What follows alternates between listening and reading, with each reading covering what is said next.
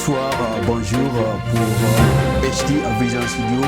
C'est un grand plaisir qu'on se retrouve encore sur le desk de HD Vision Studio.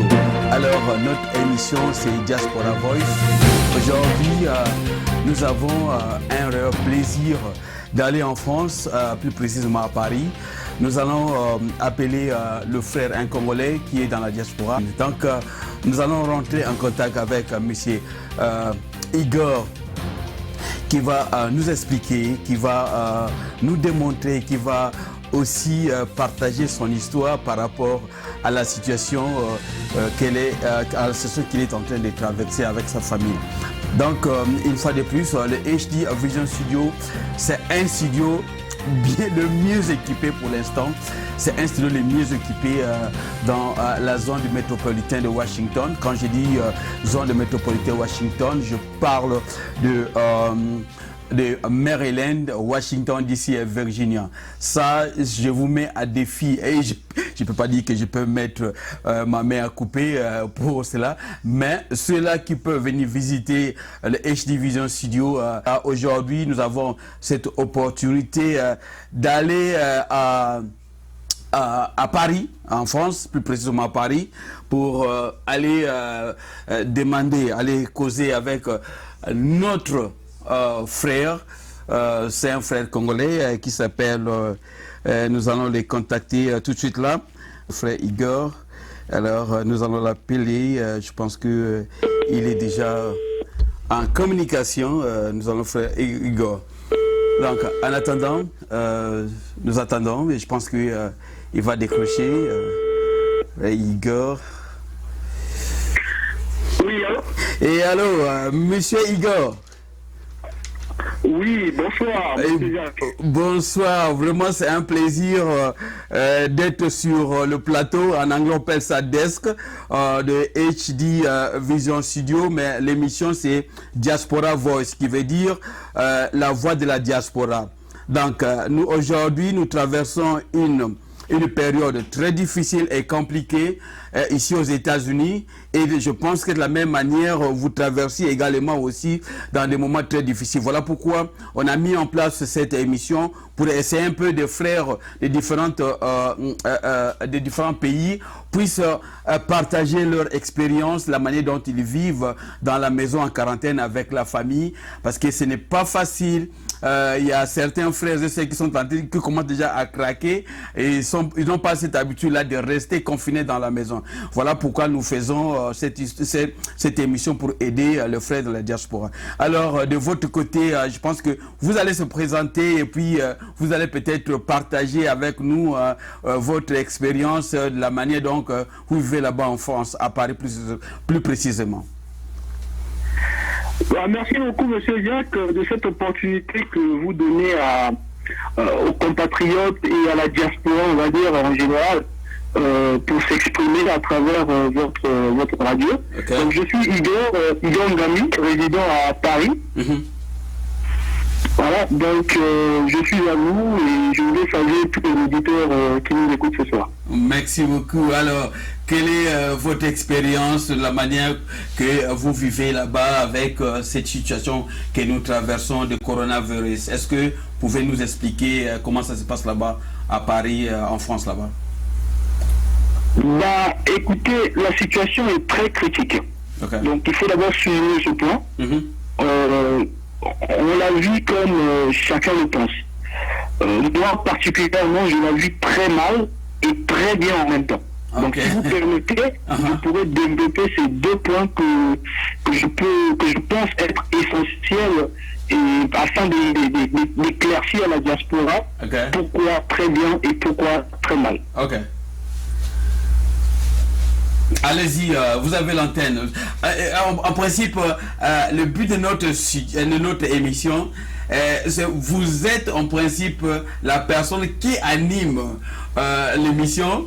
Et moi, je suis là justement pour donner les directives. Donc, vous avez la parole. L'antenne est à vous. Ah, d'accord, merci beaucoup. Donc, pour commencer, j'aimerais glisser une petite citation de Jean-Yves Leroux, qui dit, je cite, quitter le monde, c'est affirmer sa liberté à son égard. Fin de citation. Okay. Mais êtes-nous libres aujourd'hui ou est-ce que le confinement nous rend-il libres? Quoi? Qui l'aurait cru? Qui l'aurait cru, M. Jacques? Qui l'aurait cru? Toutes les grandes puissances sont à terre. Tous les intellectuels, savants, penseurs, philosophes, scientifiques et chercheurs sont mis à nu et on manque d'idées. You're right. On manque de solutions. You're right. Les pasteurs, les évangélistes, les prophètes, tous les vendeurs d'illusions sont en arrêt. Les églises, les mosquées, les synagogues sont fermées. Okay. Les politiques nous moquent sur le fond et la forme de la pandémie. Les hôpitaux, les morgues débordés. Mais la question fondamentale que je me pose est de savoir, face à ce fléau qui ravage le monde, est-ce que l'homme quitte le monde ou c'est le monde qui nous quitte? Ça, c'est une bonne question alors.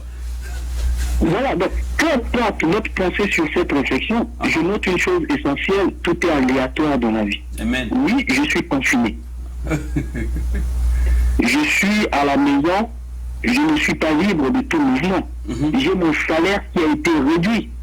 J'ai peur de la mort. Je suis ignorant. Je vis mal cette situation. Oui, je la vis très mal. Je souffre d'une part. Okay. Mais de l'autre, je la vis très bien et très heureux. Car le monde est en arrêt et nous rappelle nos erreurs. On a tous besoin d'un plus petit que soi. On a toujours besoin de la main de l'autre pour pouvoir avancer. Okay. Donc, il nous faut faire notre introspection, se remettre en question afin de mettre notre ego de côté et de faire de nous-mêmes ce que nous sommes. Il aurait fallu qu'on arrive à ce point, à ce stade de la vie pour comprendre que nous sommes humains et que l'amour est au-dessus de toute chose. Le respect s'ensuit. Nous devons être solidaires. Donc moi, sincèrement, je le dis haut et fort, nous devons aider nos femmes dans les tâches ménagères. ça c'est Mbimi, Alain Mbimi qu'il avait dit ça justement. Merci beaucoup. Allez-y. Vous êtes dans le même alignement quoi. Ah oui. Et il faut aussi comprendre le vrai rôle des parents au foyer qui devient primordial. Ce rôle est vraiment primordial. Donc savoir exactement qui fait quoi, qui est qui dans la maison. Il faut qu'on crée des liens d'affection avec nos proches, nos familles. Il faudrait qu'on soit complice de nos partenaires et nos enfants. Et cela passe par le dialogue. En tout cas. Allô, je m'entendais toujours? Oui, je dis, allez-y, vous avez l'antenne, mon frère, monsieur Igor. D'accord. Donc, je voudrais quand même souligner un point. Je voudrais souligner un point qui me tient vraiment à cœur, c'est la situation que vivent nos compatriotes en Afrique. Je pense que l'information n'est pas bien véhiculée parce qu'elle n'est pas réfléchie. Imaginons qu'on demande à une population de se confiner en les imposant des méthodes et des mesures strictes sans pourtant mettre à leur disposition des produits alimentaires de première nécessité ou de l'eau, de l'électricité, les permettant vraiment de vivre. Alors que c'est une population qui vit le jour au jour.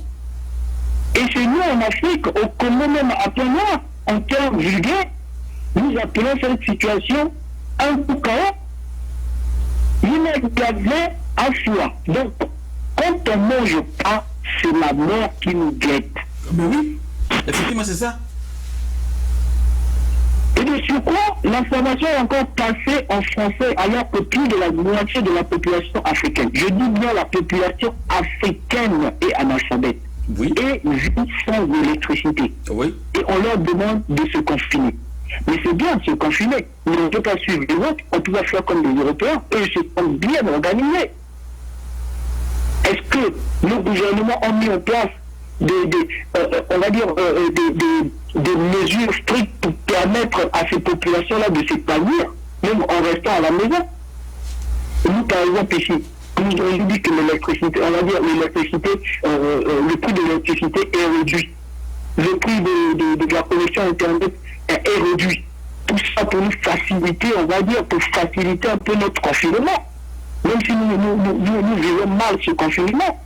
Moi, je pense que les informations doivent être nettes et claires pour tous. Que les politiciens, que ce soit en Europe, que ce soit en Afrique, ils arrêtent de nous mentir, qu'on nous donne des bonnes informations, que nous nous préparions.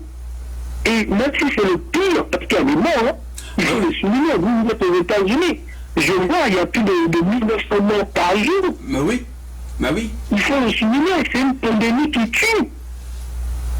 Donc il faut faire passer le message en nos langues ethniques, en nos langues vernaculaires. Qu'on arrête de dire aux gens, c'est le confinement. Ils ont suivi à la télé, en Europe, comment ça se passe.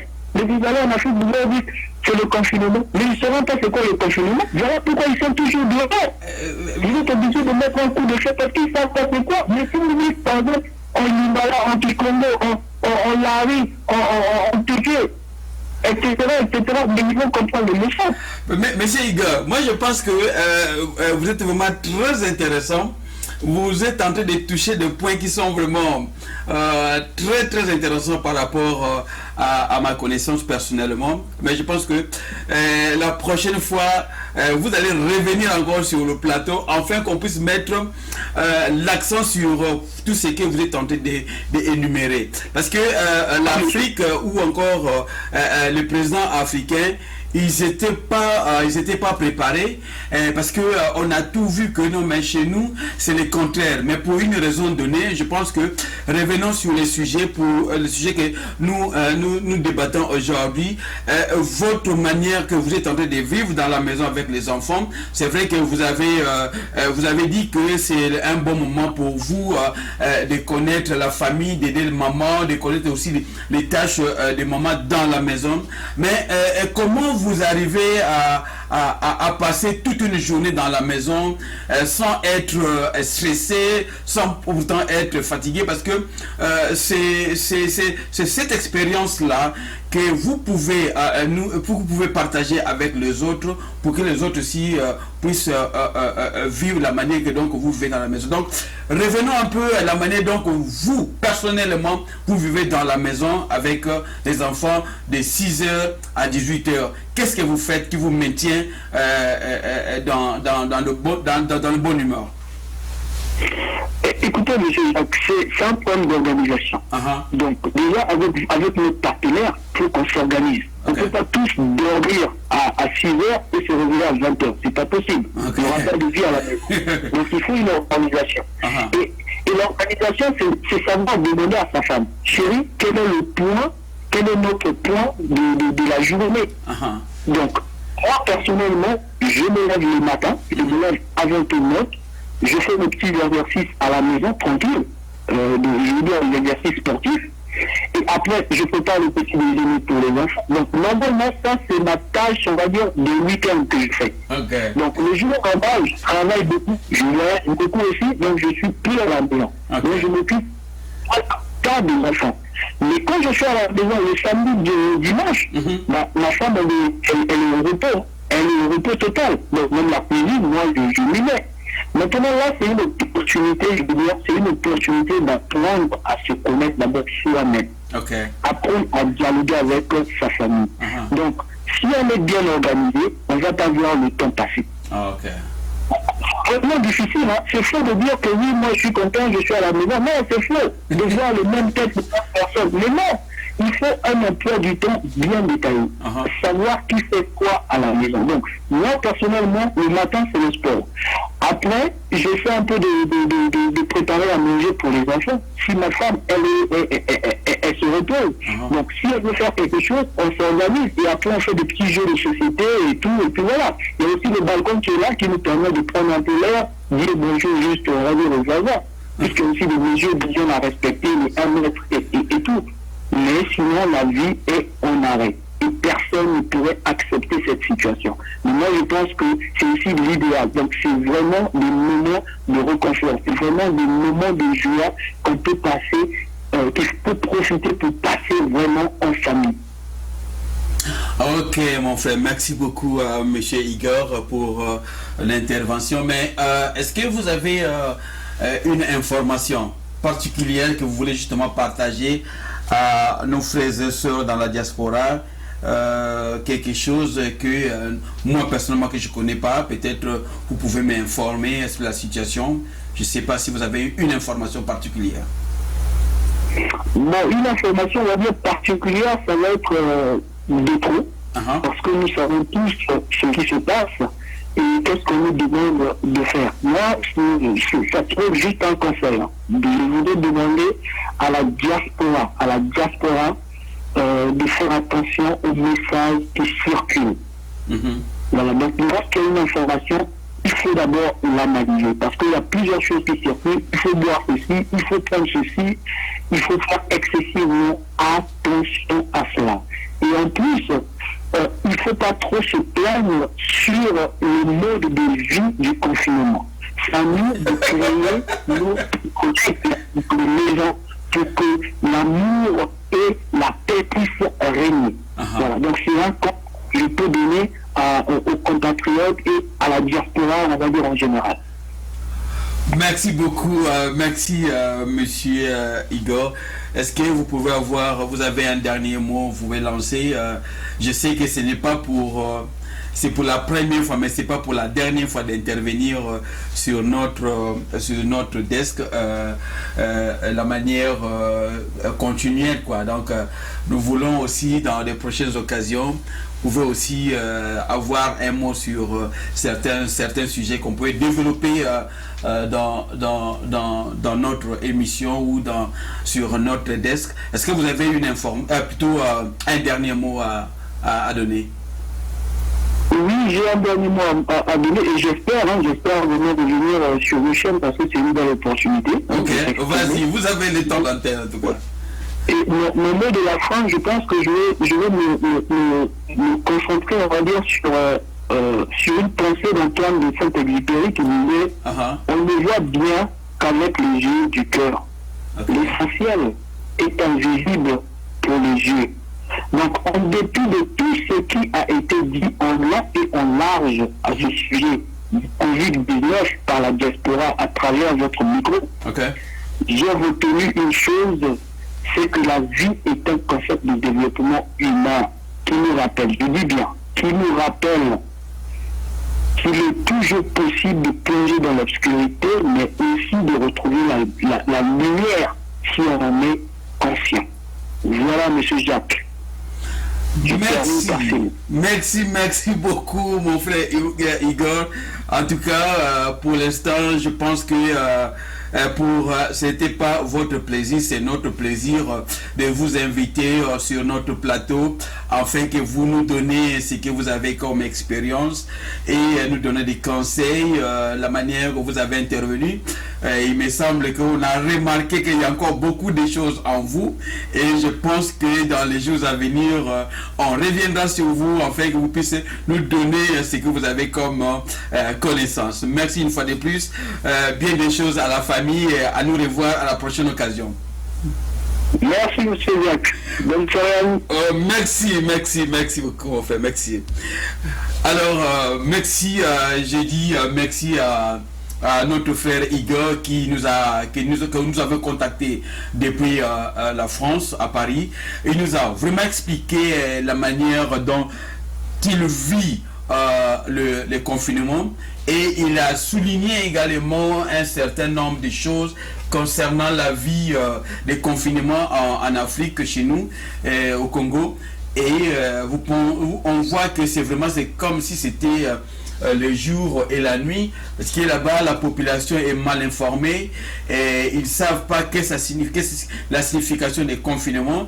Et je pense qu'on va revenir encore avec le frère Igor afin qu'il puisse nous donner beaucoup des éléments sur sa connaissance sur cette situation de coronavirus.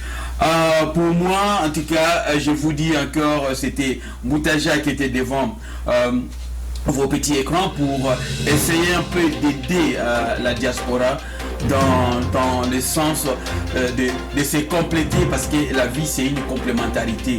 Je n'ai pas toutes les connaissances, mais ceux-là qui ont certaines connaissances aussi, on peut mixer pour faire avancer notre société. Une fois de plus, je vous remercie. Soyez branchés toujours dans HD Vision Studio avec l'émission Diaspora Voice, Diaspo Voice, pour que nous ayons cette opportunité de s'exprimer, de faire sortir ce que nous avons comme connaissance, de faire sortir ce que nous avons comme intelligence pour les survies de notre vie ici dans la diaspora. Merci beaucoup. Le HD Vision Studio is the best choice. C'est le studio le mieux équipé dans la zone métropolitaine de Washington DC. Bye bye.